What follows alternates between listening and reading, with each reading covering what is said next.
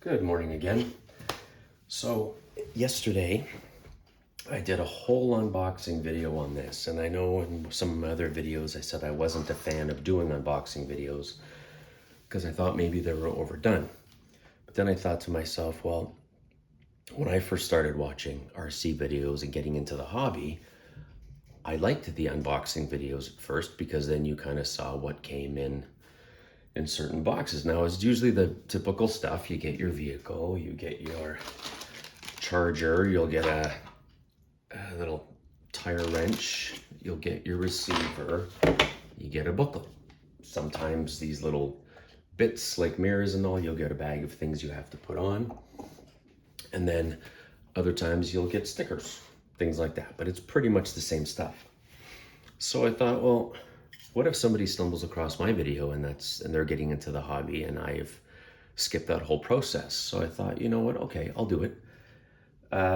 Problem is I did one yesterday, and then when I was uploading it to the app that I use to add a little intro onto it and all that, I went back and deleted it off of my iPhone storage because I'm trying to get rid of some of the space on there so I can put some videos on. And I deleted it prior to actually downloading it from the app onto my phone, so I lost the whole thing. So this didn't look like this when I opened it. It had these rims on it. So here's what I did yesterday. I'll do it quickly and then I'll go over the truck and tell you what it's all about, kind of. So same rims, but these are just silver chrome looking rims. I had ordered these originally to put on my Easy Glacier, the 118, the Chevy truck that's not a Chevy truck, the Easy RC Glacier. And I ended up changing those wheels out and raising it a little bit. And I was looking at these and I was thinking, okay, well, you know, for the period of this truck, which is about 1949, I believe, this is pretty standard. There was some white walls with the colored tires. And I thought, well, I liked the tires that you saw in pictures of the real vehicles, but they had that round little hubcap that you see on like old Beetles in the center of it. But I don't have any of those. I'm not sure how to make them. I was thinking of taking some lenses that I had from a light bar that was on top of another vehicle and painting them, but then how would I attach them? In any event, I thought maybe I'll paint these red, and then I thought trying to mask off that white and get the red. Anyways, I put these on and I really like them. It kind of, I don't want to say it's time period appropriate because I'm not trying to make this thing scale. I think this looks more time period appropriate than this, for example, one of these Enduro rims, the wagon wheel, for this time period. So I put these on and I kind of like it because it pulls the chrome out. It really, I think it makes the truck brighter, to be honest with you, because there's a lot of chrome on it. And I think it adds to it. These are still the stock tires, the Cooper tires, which I really like. There's no foams or anything in them, but I like the look of them.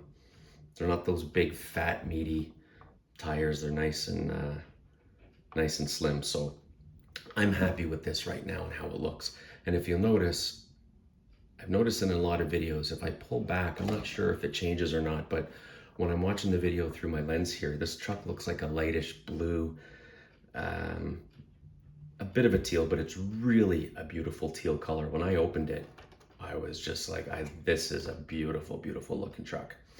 So that's what I've done with the wheels. Let me get to a few of the stats on this thing. It's got a 50 brushed motor, which is fine because I'm just trailing this. I'm not crawling anything. I just think it's a beautiful looking truck from ROCHobby, which is part of FMS as well as Easy RC. The ROCHobby line is the unlicensed line. So while this looks a lot like a Ford truck, it is not licensed to be a Ford truck. Typical stuff. It's the, where's the battery? I think I put it in here. So the hood has some really nice clips to hold it down. Some other vehicles you push and it's got a tiny little clip, and then when you drive, the thing flies open. but this has nice clips there. So you actually have to put a pressure and play with it a bit to close it and open it, but I'm totally fine with that. I'd rather have it stay closed. Inside, you've got your ESC receiver combo. You've got your on-off switch. There's a little plate back there where you can place your battery. I'm thinking of putting some Velcro on it or something because it does bounce around, but a little bit of Velcro on the battery, and you can actually probably fit a bigger battery in there. It gives you a lot of room in there. So that, you've got your front servo, which is chassis mounted. On the front here, I will turn it on in a second. You'll see you have front lights. You have no rear lights, but there's a little hole in the back of that bucket. And you could either drill through the rear of the fender and put it through, or bring it up through the bottom, but you can definitely put some rear lights on this. The back tailgate opens, and if you'll notice, which I do with a lot of everything that's got a bed, I always do this. I got this yesterday, so I quickly just whipped up a wooden bed for the back of it, because I think it goes with the truck extremely well. I think it looks nice. It comes with all your accessories on, so you don't have to put your mirrors or wipers or anything. You open it up and it comes out like this, which is great. It's got a really nice detailed interior.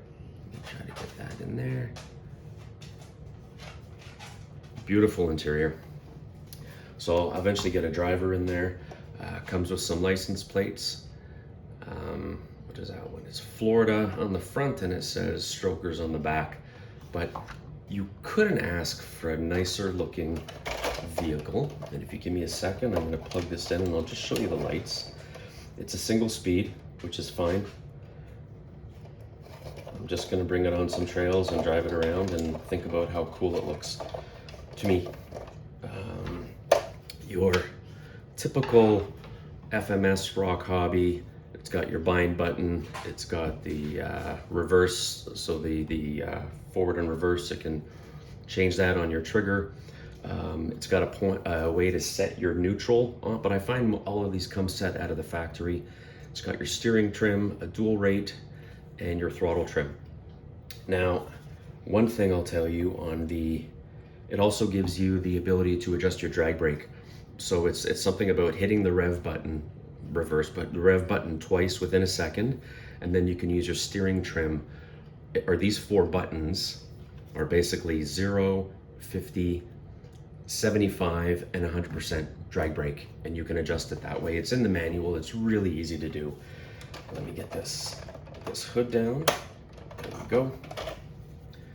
Oh, actually, I need to hook up because I need to turn on. So I'll turn this on, I'll turn that on. You'll see the lights go on and then off, and your bind button, push it and hold it, you get lights. And that's it. On. Oops. Or off. All right, just give it a bit of a long press. And if you want to throw some lights in the back, I'm probably going to do that. And the articulation, so I'm just touching. You can hear it start. It's nice, 4-wheel drive, by the way. All right. So it's nice to be able to feather this thing and go nice and slow if you want. And so you know what, that's a decent walking speed. I had my Unimog out yesterday, and on fast gear, I've got a speed walk to keep up with it. But that's a bit of a crawler trailer thing for me anyway. This thing, I'm just gonna drive over from sticks and stuff, and maybe some small rocks. And I think in the front, I'm going to put I've got some steel mesh. I'm gonna take this off, and because you can see the wires, I'm just gonna put some of the steel mesh across there. And I think that'll help with the looks of that. But what a beautiful truck, ROCHobby. You know what, I'm never disappointed with FMS. The ROCHobby line, I've got a number of their vehicles, the People's Car, this one, a lot of FMS. I have another 110 scale that people say is 1/6 scale coming next week from FMS.